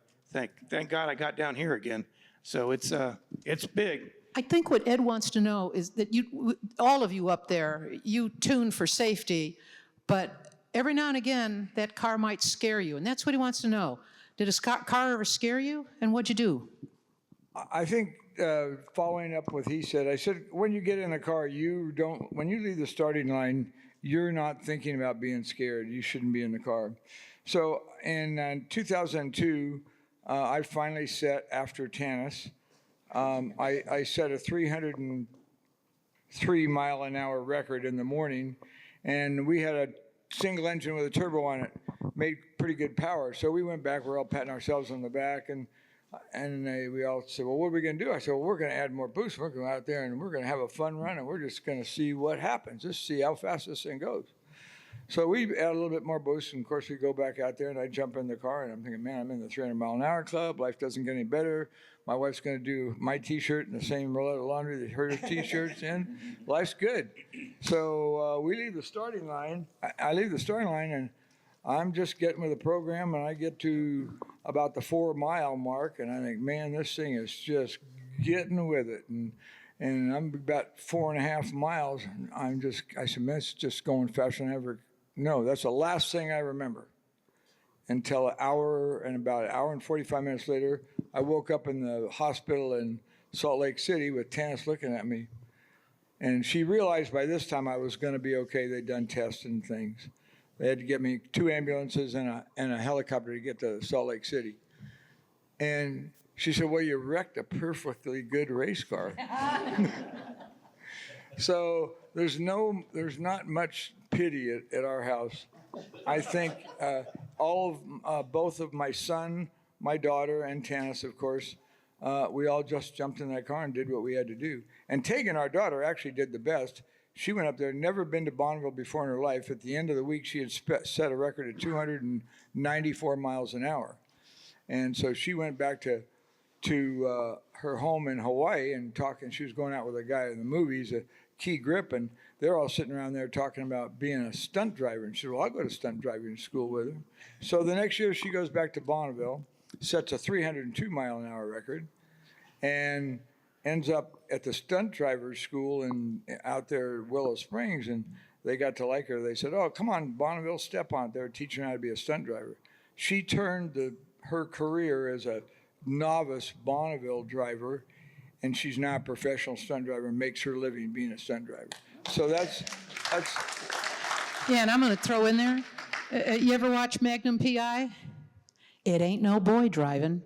It's his little girl. Yeah. And then, of course, Channing, our son, who designed the car that we have, the last car that's now in the museum at Lincoln, is working for Steve. So I got 2 kids that have made their lives out of my hobby. I think that's pretty good. Anyway, thank you. Eddie, you didn't drive it, but that car ever scare you? Maybe the heat? Yeah, actually, I wasn't the driver. Eric Ritter was, but I was absolutely terrified. because I designed that thing. I designed everything inside of it, all the batteries, and basically everything that was going to hopefully not kill that person. A lot goes through your head when you're especially experimenting. We're electric car guys. No one's really done that besides Ohio State out there. So especially when we're going through tech, the guys are looking at me going, what is all this stuff? You know, where's this fire suppression? Where's that? Well, we don't need it. We don't have any fuel on board, but we do have batteries. Batteries are extremely heavy. They could come out and they don't explode. That's kind of a myth, but they do burn. And once they do catch on fire, they don't stop until they're done burning. Tech guys looked at me and say, what happens if you do catch on fire? I said, tow the thing as far away as you possibly can and watch the fireworks. So yeah, it is terrifying, especially when you're building cars. And Steve, I don't know if you could kind of add to that, but we're builders. We're the guys that sit there and we're responsible at the very end to make sure this thing is working correctly.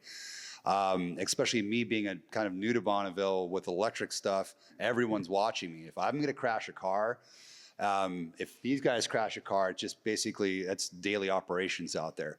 If I crash a car, or one of my guys crashes a car and it's electric, not only do I look like crap for the rest of my life, but now I'm the stupid electric guy. I put a blemish on the entire industry. So yeah, it is terrifying, especially when you got other people's lives in your hands and you know that if you make a mistake, we didn't finish that car till the night before we got to Bonneville. And the whole drive out, I mean, I'm just going through so much in my head of, did we tighten every bolt? Did I run every electrical cord right? What's going to happen during tech inspection? What if he crashes? Are those batteries going to come out and say hello? So yeah, I mean, I'd be stupid to tell you that I was more terrified than Eric. Eric Ritter, our driver, looked at me. He's like, "Are we good?" I'm like, "Yeah, I think so." And he goes, "Cool." Got in. Never even was concerned a single time. I'm sweating bullets the entire time. So. Well, that's a good driver. Judy, what scared you more, the Roadster or Bob's green hair? I do have. Did you get scared in the Roadster? Did I get scared? Did you get scared in the Roadster? What happened? Is it on? Oh, it's up. Yes. At one point, I don't know, I know I was the first one to go over 100 in that Roadster, thanks to my smallness, I should say. But I can recall at one point that I got all the way through. This was at El Mirage, and 120 maybe. And then as I finished, I started to turn, and it's on such a short wheelbase, I started to spin. And this was after you'd gone through the lights? Well, that was my first question when Lee Kennedy came up to me and said, "Are you okay? Did I get my time?" That was the only thing I was concerned about. You didn't get scared, you didn't care for yourself. You just wanted to know if you got that time slip. That was what I wanted. That was, yeah, I was fine. You understand Landspeed racers. And if you'll wait a minute, I'll try and get this shirt off and show you my husband. Oh yeah, well that's worth it. Al, so while she's doing that, you think about the first time the car scared you. That's Bob. Yo, Bobby Sites. You thought I was kidding you about that hair. Oh no. All right, Al, tell us when you got scared. Well, I'm scared just listening to all this stuff. Well, anyway, it was probably about 18 or 19, maybe, yeah, about that. And my brother and I had a drag roadster that we used to take to the different drag strips. He would drive it. And one night he wanted to go to the river and with his buddies, and I wanted to go drag racing. So I said, "The heck with it. I'm half owner of it." So I got my dad. We loaded the car, got it in the trailer, took it out to Colton drag strip, and I got it fired up. It had a GMC 6-cylinder in it, and it had a special 12-port head on it, but it ran about 120 at the drags in about mid-11s. So I got up there, put the helmet on, and the safety was really lax back then because, you kind of run what you brung. So I got up on the starting line and brought the engine arms up and let the clutch out. And man, that thing was shaking, vibrating. This old Roadster had a tarp on it, and it was just going every which way. It scared me silly on that one. So anyway, but you don't want to admit that. You got to come back and do it again, do it again, and do it again. And by the time probably 6 runs later, there was nothing to it. But that's racing or whatever.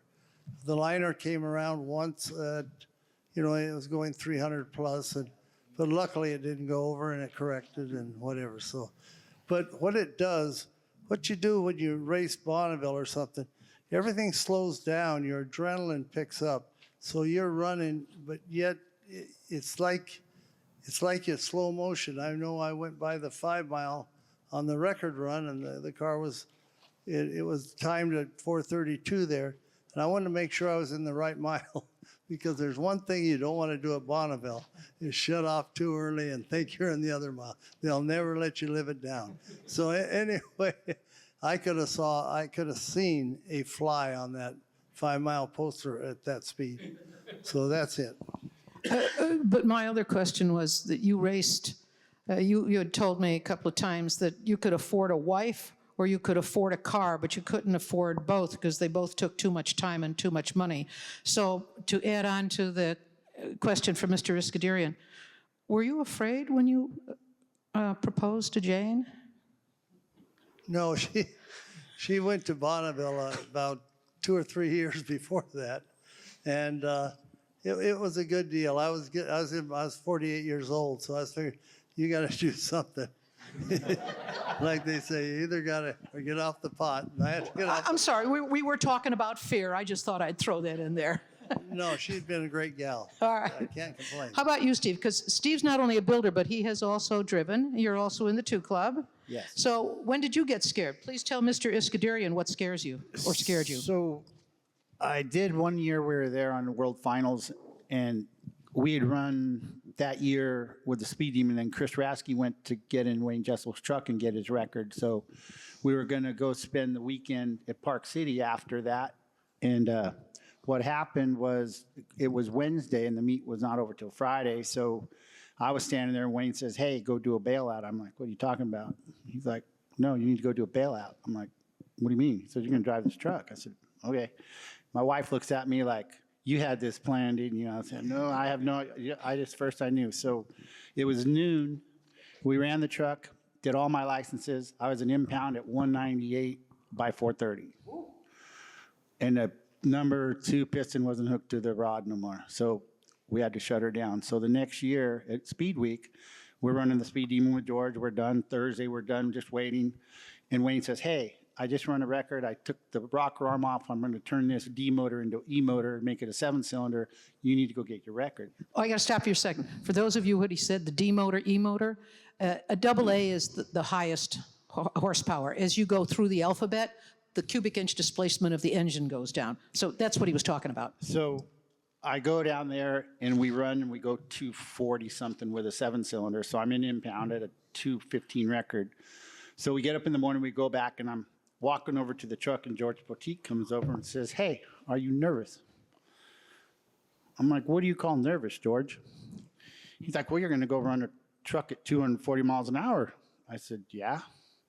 I said, "What do you think I feel like when I'm down at the 5 mile waiting you to come at me at 500 miles an hour and not know if every bolt's tight or whatever? I mean, you've been over 460 times that I've waited for you to come down there. That makes me nervous." Whoa, okay. Yeah, much like what Eddie was saying, when truck somebody else's life is in your hands. The truck was not near as nervous as the waiting, the holding your breath for a minute and a half for that car to get there. It's still hard for me to think of trucks as race cars because they just were meant to push and pull things, not necessarily race. But here we are today, and pickups are one of the most popular things out there. How about you, Donnie? Tell us about your scary moment. I mean, there's a lot there, like when I first started crewing for Dave and just making sure he's safe. That weighs a lot on a crew guy, like what Steve said. When you push him off and he goes off on the horizon, you don't see him anymore at Bonneville. I mean, he's miles away. You hear it, and it's a little nerve-wracking. It's you just want to make sure he's okay and everything's good. So that's a little nerve-wracking as a crew guy. But you do it enough, you know what to expect, you know the car, you have faith in it, everyone did their job, you get a really good crew, and it all comes together, But for me, I finally had my old shit moment last year. You know, I'm driving the Roadster. It's an old top fuel motor that we detuned. So I made the stupid mistake. The run before, I told my crew chief, John Beck, I said, can you give this thing some more power? This thing is just not cutting it. And he said, hold my beer and watch this, and type thing. And he stepped on it. We went right to the nitro. We added, we changed the fuel system around. And my next pass was all over the place. It's a short wheelbase Roadster. We don't have any wings for downforce. You know, we're pushing, like you said, a brick through the air. So you come across what you call an arrow wall. So you get to a certain point, it takes a lot of power to push through this, and if you can't push through it correctly, the car becomes unstable. And when it's unstable, that means you're either going to spin out, you're going to go off the course, you just can't control the car anymore. And so it's kind of similar to that red Roadster over there. It's kind of similar setup with superchargers sticking out through the hood and everything like that. So it's kind of hard to, kind of difficult to describe driving it, but it's like riding a bucking Bronco, but you're on eggshells because you can't oversteer it because you're going to lose it. You can't give it too much throttle because you're going to spin the tires. So last year, once I made the fatal mistake and asked for more power, went down through there and I got to 2.5 going into 3 mile marker. I was over at 308 and the car broke loose and went sideways on me. That was probably the first time I said, oh crap. This is not going to be good, but the car saved itself. I don't think it was me, but it came back and I was able to save it. And I said, you know what, I'm probably good. And I threw the parachutes out at this point. I was watching the tack. I knew where I was. I knew it was well over the record, so I knew I was going to qualify. But as a driver, typically for me, you have the nervousness before you get in the car. For me, once I actually get in the car and sit in it, I'm done. I'm good. Let's go. I don't get nervous anymore. Like Al said, everything goes really slow. I can look at the tack, I can do things in the car, but you're at the same time, the car's one side of the course, the other side of the course, you're steering it, and you go back and look at the video and you're like, wow, the video doesn't really show what happened, you know, but because in your head, you know, everything's slowing down, but you're taking so much in. Gotcha. Why it's happening. Yeah. And so you retain it, remember it, but you look at the video and like, oh, wow, it doesn't really look all that exciting. But We're going to let Dave do this, but it brings up something. I did a story for the New York Times about women in drag racing, but in the professional ranks. And what I found from the gals in each one of them, think about drag racing. They, instead of going several miles to set a record, and I don't know, did I mention how you set a record at Bonneville? Both the long and short course get 2 miles of run up. The short course is everything without a parachute, everything at 175 and below. And they shut off after 1 mile because they're not going to go much faster. They don't need a parachute. Most of these people are on the long course. You get the 2 mile run up, then you get to run from the 2 to the 3, a time mile, the 3 to the 4, from the 4 to the 5, and that's where they throw their parachute. And it depends on what they see and how they tune. At the end of the 5 mile, they have a speed trap, drag racing. It's about 60 feet before and I think 60 feet after the finish line. And that tells the drivers and the builders, is this thing still accelerating after 5 or is it a little low? So if their last mile was 300 miles an hour and the terminal speed was 310, they know there's more in that puppy. If it's at 290, they know that it gave up everything in that last mile. So that makes a big difference. When I was talking to the gals about how they explained a run that was 5 seconds or less, I got the answer not necessarily from them. They told me, but the crew chiefs all said what they do in those few seconds, we see it in the data, and they all have data in their cars, but it takes them a 20 to 30 minute conversation with the driver to understand when the women would tell them, oh, it was about 400 feet or 120 feet out, this happened. Then at 400, then at 1,000, this happened. This is when they were still doing quarter-mile stuff, not 1,000 feet. And what came out of her mouth matched the data points almost precisely. So that's a lot of what he's talking about, what you have in that feel. Everything slows down for them, and they easily process it, but you gotta get comfortable with it. And that's one of the things that Al talked about. He had to get comfortable with it. When he runs at 400, whoop, did it just die? Oh no, there it is. He was saying to me that he would have to keep his head off the roll bar padding because the engine was solid mounted to his chassis, yeah? If he put his helmet back, the vibration would be so great, it would blur his vision completely and he couldn't see. So driving along at that speed, he's doing this, but when you throw the parachute, you don't want to do that because the car is going to go wham and drag you back. So he has to remember to put his head back there when he's done. So that's part of the driving that goes on with these things. Anyway, I wanted to key on that because it reminded on how slow speed is. Dave, you want to tell us about did your Roadster ever scare you? I think you summed it up. Marcia, tell me about your scary moments. You don't have time to be scared, really. You can be nervous. The only time I got a little scared is at the end of the run, it's pretty lonely. When you're sitting there and you feel all the heat after you stop, especially if it's a long 8 miles or something, and waiting for your support crew to come get me out of here because I'm feeling the heat. And that's it. That's so it. You didn't try and get out yourself. You waited for them to come fetch you. Yeah, I think, yeah. Okay. Pretty much. Tanis, the last scary story. I agree with Marcia. You really don't have time to be scared. You just get in the car, you know what you're supposed to do, and you run through all the things you must do at each time along the track. I mean, you're actually mentally having your run. The only time that it became really a concern was at about the 3.5 mile, 4 mile, we'd start to get a side wind. And that can cause the car to stop moving around. So there's this point when you're in the car and you're just hoping for the 5 mile to come up before you lose control of the car. And you wonder, you know you're on this edge, and you know that edge could disappear at any moment, and you're going for a ride. So that was the only time, and especially if the motor wasn't continuing to accelerate. If you've got that power, you got control of that car. So it's only when we had a weaker motor, we were trying to raise a record that was, we were so close and we were just trying everything to get there.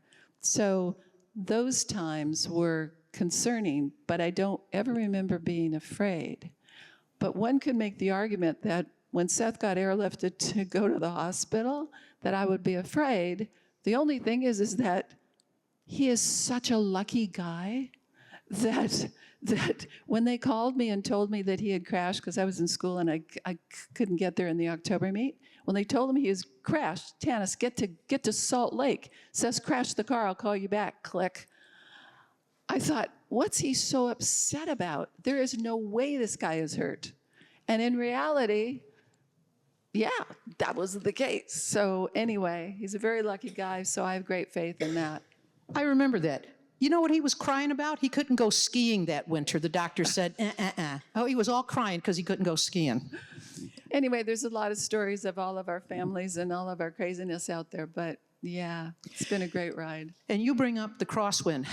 Bonneville is a place where you can go very fast, but when the crosswinds come, you see the mountains on the side there, they're a little in shadow, and even on the cover of the book, it's a little easier. At Bonneville, those mountains on one side are very close, but they also dip down, and there's this one spot. Remember the earthquakes? Well, that's where the water went down. Well, there's a really low spot, at a certain point, depending on where they put the track. And if the wind's going to come from the side, it's going to happen there. And they know that. And they kind of prepare for it. Like they know that, the tires may be going a little flat. I know what I have to do. They know if there's going to be a problem with the crosswind, it's going to happen there. They all know that. But that really does take the car and put it into a whole new set of rules. Listen, before we go any further, it's about 8:30, and I don't want to hold anybody. If you need to go, I want to take Helen, do you want this to stop? Do we have any more questions? Would you like to keep going? Raise your hand if you'd like to keep going, because we don't want to keep you here. But if you need to go, this would be a time where we would, say thank you and scurry out. I don't want to hold you in your seat. Oh, they all want to stay. All right. Oh, and we've got a question here. Yes, sir.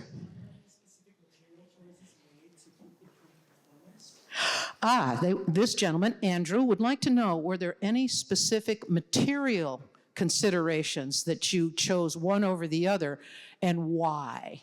Yeah? Is that the question? Okay. Who wants to go first about material? Are you talking about the frame or the body or both? Both. I'll just try it. I'm not an expert on this, but we always, instead of using 4130, we always used mild steel. And just Chrome moly tubing, yeah. Rather but the mild steel. Mild steel over that. Because there's advantage and disadvantage to both, whatever. And actually, chrome moly 4130 is a lot stronger, a lot better, but we would make up for that in the construction of it. And there would be plenty of gussets, plenty of this, plenty of that, because weight was not a real factor with us. Steve, the Steve Demon had a lot of modern stuff. Why did you choose certain things? And, this new body from Knapp or the other stuff? What were the decisions that George made about materials and why? Well, like when Al did his stuff, it was a different era. So their traction control capabilities and the way they monitored things were not available. That's a good point. Al Teague started his push to high speeds around 1975. Mr. Poteet and Watt. First time I ever went to the Salt was 2006. Okay, there you go. Big difference. Really. Al had finished driving for 4 years before that. So what we looked at was, because of the arrow on our car and the arrow that we available for information with our car, we took the opposite route. It's still a 5-mile drag race. I've never seen Alan Johnson bolt weight to a dragster. So it's still got to accelerate from point A to point B in a certain amount of time because we're limited on length. So that made the choices for the material then? Yeah, so it's all chromoly, and we had one fiberglass car, the Goldspeed Demon's carbon, the Lakeshore I just built for Dave Pilgrim, that orange one, that's carbon, and then the new car we have is already made, Tom Hanna built it, and it's made out of aluminum. So then maybe the answer is it depends on the era that you're talking about, on what they need to do, to stay safe. Like I said, they start with 500 miles an hour to stay safe, and they go backwards from there. That's a little different than how you design a car. So Anybody else? Huh? Danny talked about acceleration rate, like what was your 0.3? What was your acceleration, Danny? 0.32 to 0.38. We're usually 0.38 to 0.42. So that's the difference. Like when Danny's car goes, it would go, and we could actually, from the 4 to the 5, we would accelerate another 50 miles an hour, where he was stuck at the 4. So it's just different. I mean, his car was built 50 years ago. Had we all had brand new cars, we'd all be going the same speed. Okay, Al, your turn, and then I remember what Dave said. What Steve's saying is absolutely true. When I got into it and this and that in the early 60s or whatever, I looked at all the other cars, and I wasn't an engineer, or I didn't have a degree or anything, but in my case, the rear end was solid. There was no suspension in the rear end. The tires had 100 and some odd pounds of air in them, and this and that, and it was a different deal. But now we have technology, And if you had a solid rear end now at Bonneville, it's so rough and everything, you have to suspend it. You have to go along. So it's a matter of timing and what they used to run and, you know, this and that. So everything's changed. Yeah, and one of the things I remember when I was writing a story about Mr. Teague recently, I called Dave Davidson and I asked him about the speed and what he thought of Al Teague. The thing that he said, if Al had the horsepower that was available to us back in the day, he certainly would have went 300 miles an hour in his Roadster long before I did. Now, this is the guy that holds the record now, and that's the difference with how his Roadster was built opposed to how Mr. Teague's Roadster was built. I also need to say, with no offense intended to any of the engineers, this fella and this 104-year-old fella who has been in business for more than, 77, 78 years now? I'm talking about you, Ed. They have no education. Out of a pittance of cash, an abundance of desire, and lots of friends. That's what this man went from 0 to 409 miles an hour in a homemade machine. But he will be the first to tell you he didn't do it. He and all of his friends did it. And not one of them wanted to be paid. It took them years and years, from 1975 to 1991, when the car finally set its 409 record. His Streamliner is the first and only American Streamliner to set 2 world records. But in 2002, he knew that the design aspects of what he had put together worked for him. But things like the Speed Demon were coming out. The 911 Roadster was there, right? Mr. Borshevitz had put the powertrain of electricity into his. Danny repurposed his car. He knew that that car had done all it could, and it was the next one. So for everybody that's up here, all of you in the audience, what are you gonna do? Why don't anybody else want to talk about any of the materials, or are we, oh, wait, we got a question. Non-material question. I'm just curious, I've been married 50 years. In that 50 years, I've deduced one thing. Women process things differently than men process things. I'm curious, any opinions from the women on the panel Okay. as to how high speed affects them? Okay, so the question from this gentleman, that women seem to process things different from men. That's his opinion, his thoughts, and Judy does not agree. But do you see that you make any difference decisions based on any of the other guy drivers? The 3 gals.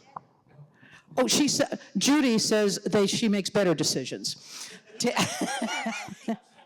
It might have been different. They don't separate the men from the women as far as class. Women don't have their own class. We have to go against the men's records. It's all just a record. It's not a men's record, it's a record. Or, you know, when I started, it was all men's records, so that's why I said that. But, so I don't process it any different. Speed is speed to me. Janice, same for you? I think we're all different, men or women, so we may approach something differently. I get real quiet before I'm going to do something crazy like this, and other people are much more outgoing and talkative, and I stay in my own lane. So I think we're all different, but I don't know. We all come to those decisions with different background. So I couldn't make that. But it's a valid question. I certainly agree with that. All right, my dear, what about you? As you guys were talking, you were saying that you were doing an electric, and I think you were probably the only one on the panel who was fully electric in your machine. So my question is, do you feel like electric cars are capable of higher speeds? Is that the future beyond 90? Well, when cars started, they were all electric, but this lady wants to know if she thinks Mr. Borshevitz, who did the powertrain for the electric 444 car that owns the world record, does he believe that electricity is going to be the future of land speed racing? Is that your question? Sort of? Yeah, okay. Eddie? Huh? Is it possible they'll be faster than any kind of internal combustion? I may get shy here, but yes, absolutely. I'm not here to save the world or talk about green energy or anything like that. I'm actually quite the opposite. I was a gearhead my whole life. I love gasoline, love the smell of it. But there's something about electric motors. They produce instant torque instantaneously. So at 1 RPM, I could be at full tilt. I have a lot more controllability of what I'm doing in my vehicles, and the motors are very simple. There's two moving parts: the bearings and the rotor itself. I got less stuff to brake. I have more controllability. Our 62-pound rotor produces about 603 horsepower, and that's the only moving part. I can move it with my fingers. Battery technology is coming up very quickly, and that's kind of our only downfall right now is batteries. Once we get past the battery stage and they become lighter and lighter, we're definitely going to surpass gas. And it's not a matter of if, it's a matter of when. And from the historical perspective, remember the cars I showed you on that street where Tanis was? Both of those cars were electric. Both. I'd like to So add we've something. come around. I'd like to add something to that. That's forgetting that what we love is the sound of those motors. I mean, yeah. And when you hear that motor and you hear the RPMs coming up, I don't care what they do in electric. That's fine. That's great. We love innovation, right? But unless they put a recording on the motor, I'm not really up for it. But I happen to be one of these people that just love the sound of a motor. So that's me. Touche. Yeah, I can't compete with that. That is true. All right, think about it, all you hear. When's the last time when a Tesla went you by, you went, oh? Well, if you guys do go on our YouTube channel, it's out in Revolt. If you just look up a Revolt Systems, there is a video of the run of the car, and it is not quiet. It is extremely loud. There's a lot of whining with the quick change rear end. We did have a Gates blower belt on there. It was 6 inches wide and making its own noise.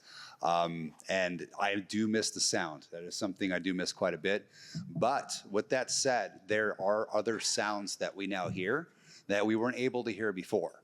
I have a 65 Mustang with one of our electric motors in it, and I hear suspension. I hear tires differently. I hear gearboxes differently.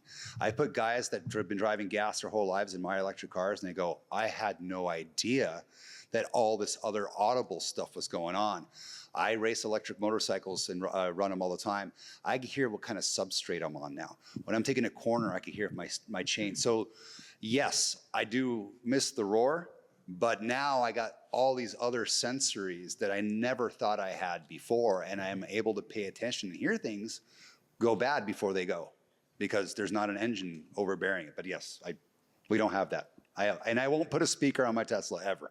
I think it's really lame. Don't fake the funk. All right. Are there any other questions? Oh, right, way in the back. You, sir? You guys are obviously demanding a lot of speed, which puts a lot of stress on the engines. How often do you guys have to rebuild these engines? And my second question is, what type of fuels are you guys using for like power? You guys using experimental? You guys throwing corn in there? Ethanol? How are you guys good at that? All right, so the question is, how often do you have to rebuild the engines because you probably put a lot of stress on them? And then he wants to have you talk about some of the fuel. Take it away, somebody. Al Teague. Yeah, it all depends how hard. It depends how hard you run them. And if you're running them real hard, it's going to put a stress on the engine, of course, and the parts, and especially with nitro. You just never know. But sometimes, in one case, we were up there and we ran 7 runs, and we finally ended up at doing our 409 record, not even taking the heads off the engine. So some years are different. Some years are good. Some years, if you run them hard, you're gonna have to look at them and change them. I did change the bearings every 2 runs. The rod bearings, and that was about it. But it all depends how hard you run them. There you go. All right. And I've been given the high sign. What about the fuel? We want to talk about the fuel, answer his last question about the fuel. Oh, and I have to tell you, this is the last question. I've just been given the note because it is getting a little later, and we all have to go home. I've got a 2-hour drive ahead of me. Our fuel of choice is nitromethane. We take a Chrysler Hemi just like Al had, and we can easily make horsepower nitromethane.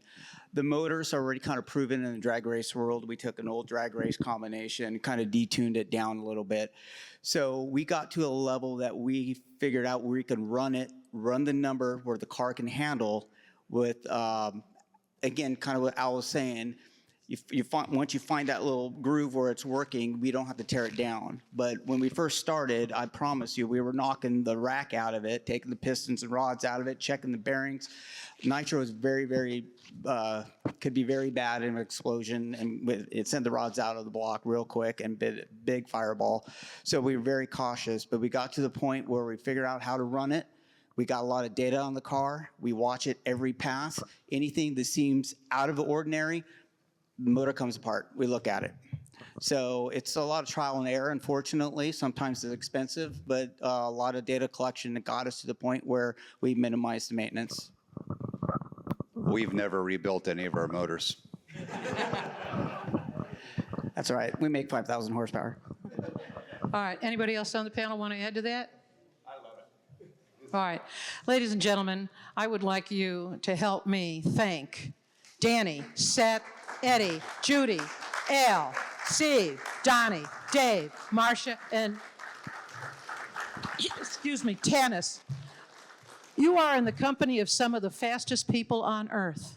Wow. Thank you for being here. Thank you for staying.